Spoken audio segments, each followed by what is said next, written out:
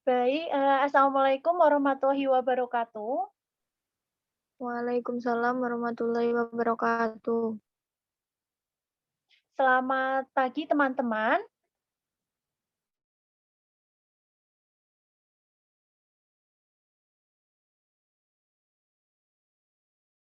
Baik, selamat datang kembali pada mata pelajaran biologi kelas 10 bersama dengan Ibu.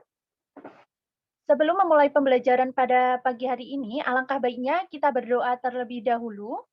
Berdoa menurut agama dan kepercayaan masing-masing dimulai. Baik, berdoa selesai. Selanjutnya, Ibu presensi terlebih dahulu. Apakah sudah hadir semua di Zoom meeting ini? Sepertinya sudah, Bu. Baik, kalau misal ada yang belum hadir, tolong diingatkan kembali temannya untuk segera bergabung ya, karena pembelajaran akan segera dimulai. Pada pembelajaran kali ini, apakah ada yang tahu materi apa yang akan dipelajari pada pagi hari ini? Tidak tahu. Coba Mbak Naf.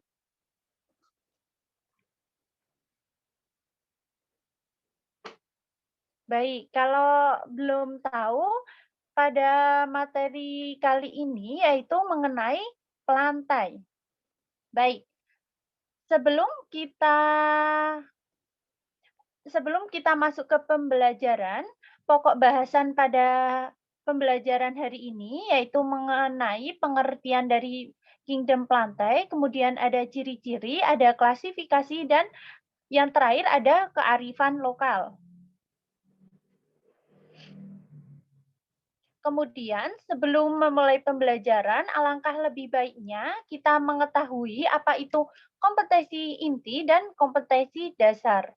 Kompetensi inti yaitu KI 3, memahami, menerapkan, menganalisis pengetahuan faktual, konseptual, prosedural berdasarkan rasa ingin tahunya tentang ilmu pengetahuan, teknologi, seni, budaya, dan humaniora dengan wawasan kemanusiaan, kebangsaan, kenegaraan, dan peradaban terkait fenomena dan kejadian, serta menerapkan pengetahuan prosedural pada bidang kajian yang spesifik sesuai dengan bakat dan minat untuk memecahkan masalah. Adapun kompetensi inti dasar 4 yaitu mengolah, menalar, dan menyajikan dalam ranah konkret dan ranah abstrak terkait dengan pengembangan diri yang dipelajarinya di sekolah secara mandiri dan mampu menggunakan metode sesuai kaidah ilmuwan. Adapun kompetensi inti yaitu KD 3.8 mengelompokkan tumbuhan ke dalam divisio berdasarkan ciri-ciri umum serta mengkaitkan peranannya dalam kehidupan. Adapun kompetensi dasar 4.8 yaitu menyajikan laporan hasil pengamatan dan analisis fenetik dan filogenik tumbuhan serta peranan dalam tumbuhannya.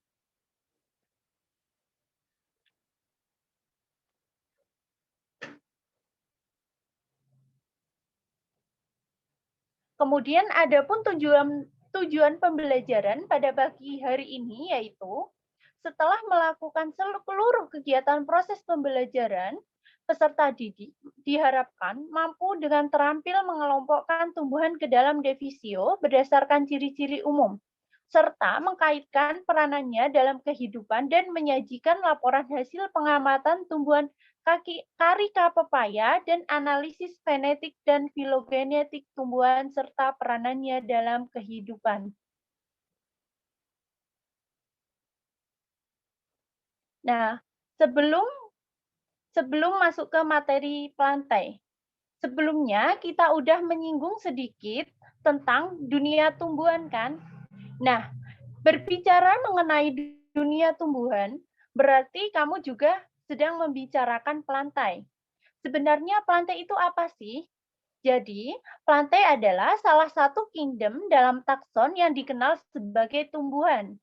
Anggotanya merupakan kelompok organisme eukariotik multiseluler yang memiliki dinding sel dan klorofil.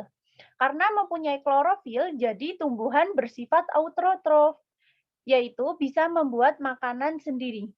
Lalu ia memperoleh makanan dari mana? Coba, ada yang tahu tumbuhan itu memperoleh makanannya dari mana? Coba Mbak Nafi, tumbuhan memperoleh makanan itu dari mana?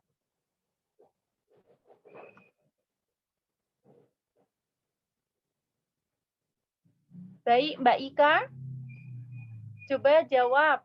Makanan tumbuhan itu memperoleh makanan dari mana? Baik, kalau belum tahu jawabannya yaitu dari proses fotosintesis yang dibantu dengan cahaya matahari. Kemudian ada ciri-ciri dari kingdom Plantae. Setelah tahu pengertian dari kingdom Plantae, sekarang cari tahu juga tentang ciri-cirinya. Yang pertama itu ada organisme eukariotik. Mengapa kok disebut dengan organisme eukariotik? Karena kingdom Plantae ini memiliki membran inti sel. Kemudian yang kedua ada bersifat multiseluler. Multiseluler itu artinya mempunyai banyak sel. Kemudian yang ketiga ada memiliki dinding sel yang terbuat dari selulosa. Kemudian organisme autotrof. Ada yang tahu autotrof itu apa? Organisme yang menghasilkan makanannya sendiri, Bu. Baik, benar sekali ya jawabannya Mbak Kamel. Jadi organisme autotrof itu organisme yang bisa membuat makanannya sendiri karena memiliki klorofil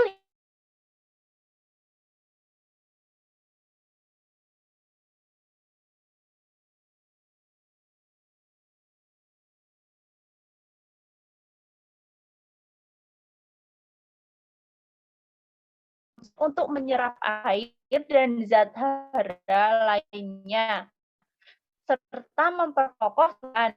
Kemudian yang ketujuh, berproduksi dengan cara aseksual, yaitu tunas, cangkok, stek, dan lainnya. Dan seksual itu ada putik dan benang sari. Kemudian yang terakhir dapat mengalami pertukaran generasi dalam siklus hidupnya, yaitu generasi saprofit dan gametofit. Baik, untuk ciri-cirinya Plantae, apakah sudah paham?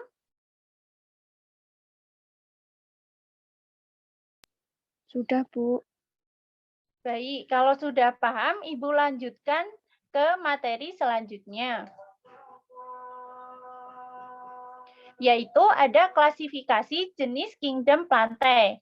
Yang pertama ada Pteridophyta, yang kedua ada Bryophyta, dan yang terakhir ada Spermatophyta. Baik, kita akan membahas mengenai Spermatophyta. Spermatophyta biasanya disebut juga tumbuhan berbiji. Tumbuhan yang paling banyak dikenal oleh masyarakat umum karena kebanyakan tumbuhan termasuk ke dalam kelompok tumbuhan Spermatophyta ini sangat bersentuhan langsung dengan kepentingan hidup manusia. Banyak tanaman yang dibudidayakan termasuk ke dalam kelompok Spermatophyta. Jadi Spermatophyta berasal dari kata sperma yang berarti biji dan phytos yang berarti tumbuhan. Biji adalah tumbuhan yang berfungsi sebagai alat reproduksi. Oleh karena perkembangbiakannya dengan menggunakan biji, maka secara sederhana tumbuhan yang demikian dimasukkan ke dalam tumbuhan yang berbiji. Kadang biji dari tumbuhan kelompok ini dapat dimanfaatkan sebagai sumber pangan. Jadi di samping sebagai alat reproduksi juga sebagai sumber pangan. Kemudian ada ciri-ciri dari Spermatophyta. Yang pertama ada struktur perkembangbiakan yang khas adalah biji yang dihasilkan bunga ataupun runjung. Setiap biji mengandung bakal tumbuhan, yaitu embrio yang terbentuk oleh suatu proses reproduksi seksual.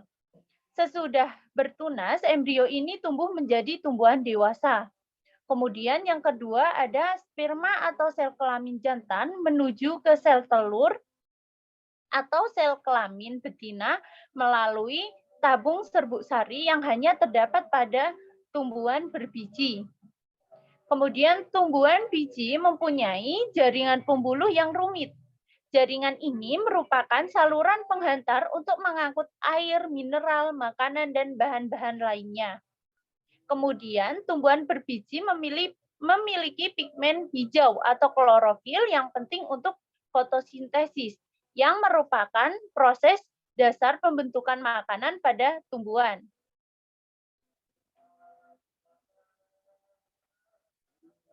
Kemudian ada tabel karakter tumbuhan berbiji atau spermatopita.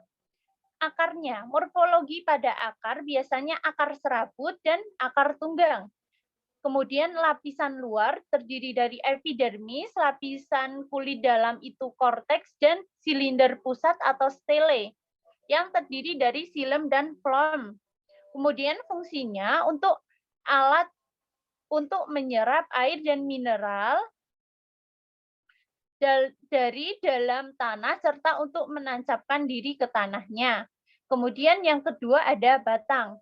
Bentuk batang yaitu tegak, condong, berbaring, dan merayap. Kemudian terdiri dari lapisan epidermis, korteks, dan stele yang terdiri dari jaringan pengangkut yaitu xilem dan phloem. Kemudian fungsinya sebagai penghubung akar dan daun sehingga batang dapat mentransportasikan air dan garam mineral dari akar ke daun atau sebaliknya. Kemudian untuk daun morfologi tulang daun yang bervariasi ada palminervis, peninervis, rectinervis, dan curvinervis. Kemudian terdiri dari epidermis mesofil atau jaringan tiang dan jaringan bunga karang. Kemudian ada xilem dan phloem. Fungsinya sebagai berlangsungnya fotosintesis. Kemudian untuk bunga morfologinya alat kelamin jantan yaitu benang sari, penghasil sperma, dan alat kelamin betina atau putik penghasil ovum. Kemudian tumbuhan spermatopita biasanya dibedakan menjadi dua kelompok, yaitu gymnospermae dan angiospermae. Kita bahas satu persatu. Yang pertama ada gymnospermae. Gymnospermae atau tumbuhan berbiji terbuka. Istilah tumbuhan berbiji terbuka merupakan terjemahan dari gymnosperma yang berarti biji telanjang. Kemudian gymnospermae mempunyai bakal biji yang terbuka atau bebas tanpa pelindungan, baik sebelum maupun sesudah pembuahan atau fertilisasi. Kemudian Ibu tanya sama kalian, klasifikasi gymnospermae terbagi menjadi 4, yaitu apa aja? Coba ada yang mau jawab? Saya, Bu. Baik, Mbak Kamel, silahkan. Gymnospermae itu ada diklasifikasikan menjadi 4 kelas, yaitu Cicadophyta, Gnetophyta, Coniferophyta, sama Phyta. Baik, betul sekali ya jawabannya Mbak Kamel. Jadi, gymnospermae dibagi menjadi 4 divisi, ada kelas Cicadophyta. Divisi inti beranggotakan 9 genus yang masih hidup sampai sekarang dan meliputi sekitar 100 spesies. Meskipun tidak ditemukan dalam fosil, tumbuhan ini diduga sudah muncul pada zaman Trias Kapur awal. Jenis tumbuhan ini memiliki susunan daun dan bentuk batang menyerupai pohon palem dan batangnya tidak bercabang. Tumbuhan dari kelas ini bersifat dioecious atau rumah dua. Contohnya yaitu ada Pakis haji, zamia, dan Cicas revoluto. Itu bisa dilihat di PPT, itu ada gambar dari divisi Cicadophyta. Kemudian yang kedua ada kelas Gnetophyta. Kelas Gnetophyta ini mempunyai ciri khas tumbuhan ini adalah memiliki batang lurus, bercabang atau tidak. Kemudian bunganya berkelamin tunggal, yaitu strobilus jantan dan betina terdapat dalam satu pohon. Kemudian bunganya tersusun bunga majemuk. Contohnya ada genetum genemon. Contoh lainnya ada melinjo. Kemudian yang ketiga ada kelas Coniferophyta.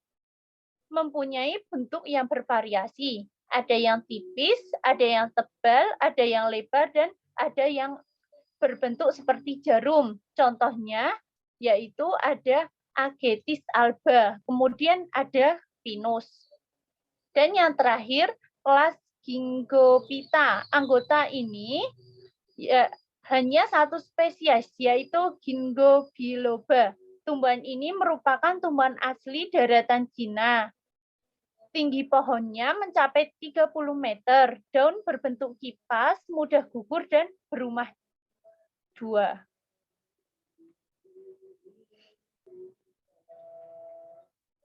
Kemudian reproduksi Gymnospermae serbuk sari terdapat pada badan yang disebut strobilus. Ada dua macam strobilus, yaitu strobilus jantan dan strobilus betina. Strobilus jantan menghasilkan spermatozoid dan strobilus betina menghasilkan ovum. Apabila strobilus jantan dan betina terdapat pada satu pohon disebut dengan tumbuhan berbunga satu. Contohnya ada tumbuhan melinjo. Kemudian strobilus jantan dan betina terdapat pada pohon yang berbeda disebut dengan tumbuhan berumah dua. Contohnya ada pakis haji. Kemudian yang kedua ada Angiospermae atau tumbuhan berbiji tertutup. Next, selanjutnya Mbak.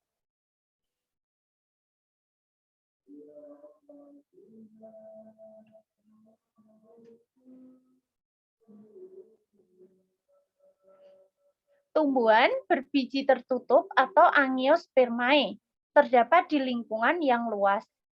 Dapat ditemukan sebagai tumbuhan yang hidup di tanah yang lembab maupun kering. Tumbuhan ini dapat ditemukan pula sebagai tumbuhan air, bahkan di daerah yang pasang surut. Mereka dapat berupa tumbuhan epifit, bahkan parasit. Kemudian, perawakan mereka bervariasi, ada yang berupa tumbuhan basah atau herba, kemudian semak dan pohon dengan pertumbuhan sekunder yang kuat. Kemudian ada ciri-ciri dari tumbuhan Angiospermae. Mempunyai bunga yang sesungguhnya. Kemudian yang kedua, mempunyai daun yang pipih, kemudian lebar dengan susunan tulang yang beraneka ragam. Yang ketiga, bakal biji atau biji tidak tampak karena terbungkus dalam suatu badan yang berasal dari dalam tumbuhan, yaitu putik. Kemudian yang keempat, selisih waktu yang relatif pendek antara penyerbukan dan pembuahan. Kemudian yang kelima, mengalami pembuahan ganda. Tumbuhan Angiospermae ini dibagi menjadi dua kelas. Yang pertama ada kelas Lilioposida atau monokotil. Umumnya monokotil memiliki biji dengan satu kotiledon atau daun biji. Daun-daun foliogeninya sempit dengan pembuluh-pembuluh paralel. Komponen-komponen bunga berbentuk kelipatan 3. Kemudian spiral atau kelopak, dan petal atau mahkota.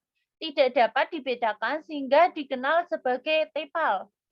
Jaringan-jaringan vaskular atau pengangkut bertebaran dalam berkas acak di sepanjang batang. Dan karena tidak memiliki kambium batang atau sel-sel penyekat aktif yang menghasilkan kayu, maka sebagian besar monokotil bersifat herba atau menema. Kemudian ada famili dari anggota monokotil, yaitu ada Liliaceae, Palmae, Gramineae, Orchidaceae, dan Musaceae. Kalian bisa dilihat pada LKS halaman 58, di situ lengkap ada gambarnya ya. Kemudian yang kedua itu ada kelas Magnolopsida atau dikotil. Dikotil ini memiliki biji-biji dengan 2 kotiledon. Daun-daunnya lebar dengan sebuah tulang daun di tengah dan pembuluh-pembuluh bercabang. Bagian-bagian bunga terbentuk dalam kelipatan 4 atau 5. Biasanya kelompoknya kecil dan hijau, mahkota lebar dan berwarna-warni. Berkas-berkas vaskuler tersusun dalam sebuah cincin di sekeliling tepi batang. Dan karena banyak tumbuhan dikotil memiliki kambium batang yang menghasilkan kayu, maka adanya bentuk-bentuk yang berkayu maupun bentuk yang herba. Kemudian ada famili anggota dikotil dengan beberapa contoh tumbuhan. Yang pertama ada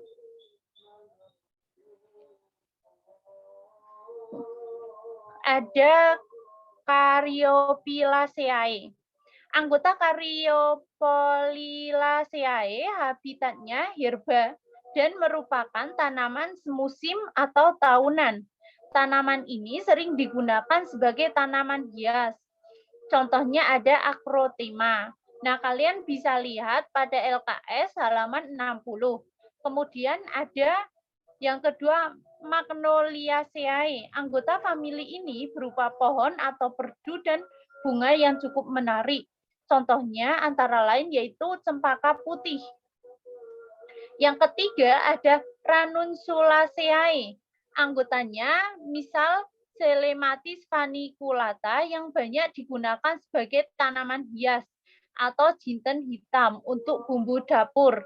Delphidium dipakai sebagai bunga potong atau biasa yang hidup di agar sepanjang sungai, tempat lembab, dan banyak dipakai sebagai obat untuk cuci perut dan obat bisul. Kemudian ada Papaveraceae. Contohnya adalah deruju atau celangkringan dan Papaver somniferum. Kemudian ada Cruciferae. Contohnya adalah pada tumbuhan kubi, sawi, lobak, dan sawi tanah. Kemudian ada famili dari Rosaceae. Anggota ini biasanya banyak dikenal.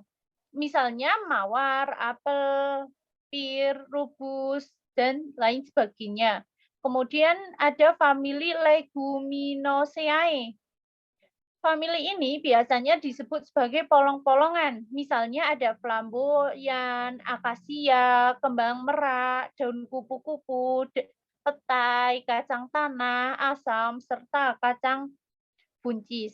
Kemudian ada famili dari Malvaceae. Contoh tumbuhan ini adalah kembang sepatu dan kapas. Ada famili Cataceae. Tumbuhan yang termasuk dalam famili ini adalah semua kelompok pada tumbuhan kaktus. Jadi semua kaktus itu termasuk ke dalam famili Cataceae. Kemudian ada Umbelliferae. Contohnya adalah jinten, seledri, adas, jinten putih, dan tikim. Kemudian ada famili dari Labiatae. Anggota famili ini banyak menghasilkan minyak aromatik. Misalnya daun koko yang mengandung mentol, nilam, atau dilem. Kemudian ada dari famili Solanaceae. Contoh tumbuhan famili ini yang paling umum adalah kentang, tomat, cabai, tembakau, terong, dan kecebong. Kemudian ada yang terakhir ada Compositae. Famili ini memiliki anggota yang paling banyak, misalnya bandotan, salada, bunga matahari, dan lain sebagainya. Kemudian untuk reproduksi, Angiospermae ini dapat berkembang biak secara generatif dan vegetatif. Perkembangbiakan secara generatif pada Angiospermae disebut dengan pembuahan ganda. Pembuahan ganda artinya bahwa terjadi 2 kali proses pembuahan, yaitu antara sperma 1 dengan ovum yang menghasilkan zigot atau 2N, dan sperma 2 dan inti lembaga sekunder membentuk endospermae atau 3N. Yaitu untuk menjelaskan pembuahan ganda ini dapat dilakukan secara bertahap, yakni pada serbuk sari dan pada putik. Kemudian perkembangan serbuk sari. Serbuk sari akan jatuh kepada kepala putik yang terdiri atas satu sel dengan 2 dinding pembungkus, yaitu ada selaput luar dan selaput dalam. Kemudian bersamaan dengan inti sel, serbuk sari membelah menjadi 2, yang besar dengan posisi di depan yang disebut dengan inti vegetatif, kemudian yang di belakang disebut dengan inti generatif. Kemudian untuk putik atau pembelahan sel telur bersamaan dengan perkembangan serbuk sari dalam buluk serbuk sari di dalam ruangan, bagal biji sel induk megaspora membelah menjadi meiosis menjadi 4 sel. Kemudian ada ovum dan produksi sel telur. Walaupun segelintir spesies tumbuhan tak berbiji bersifat heterosfor, tumbuhan berbiji bersifat unik karena mempertahankan megasporangium atau megaspora di dalam sporofit induk. Selapit jaringan sporofit yang disebut dengan integumen atau membungkus dan melindungi megasporangium tersebut. Kemudian ada polen dan produksi sperma. Mycospora berkembang menjadi serbuk polen atau serbuk sari yang terdiri dari sebuah gametofit jantan yang diselubungi oleh dinding polen.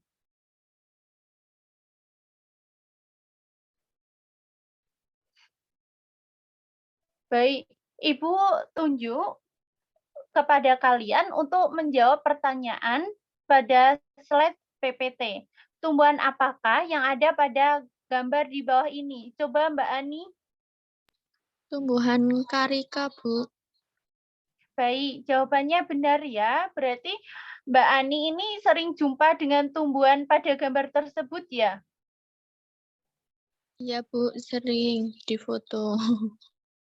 Baik. Untuk tumbuhan karika ini termasuk ke dalam kearifan lokal karena tumbuhan karika ini tidak bisa hidup di sembarang tempat. Tumbuhan karika biasanya hidup di dataran tinggi Dieng karena termasuk ke dalam tumbuhan yang endemik. Seperti itu ya. Kemudian ada pertanyaan lagi, ada karika termasuk Angiospermae atau Gymnospermae. Coba Mbak Camel. Angiospermae, Bu. Baik, jawaban Mbak Camel itu benar ya. Karika itu termasuk ke dalam kelompok Angiospermae, yaitu Angiospermae yang dikotil. Apakah sampai sini ada yang mau ditanyakan?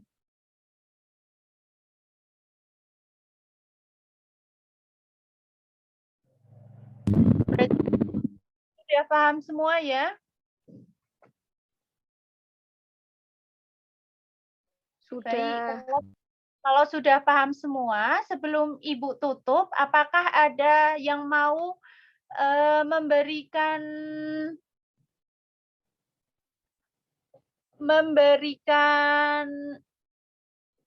apa ini? Ada yang mau merefleksi atau memberikan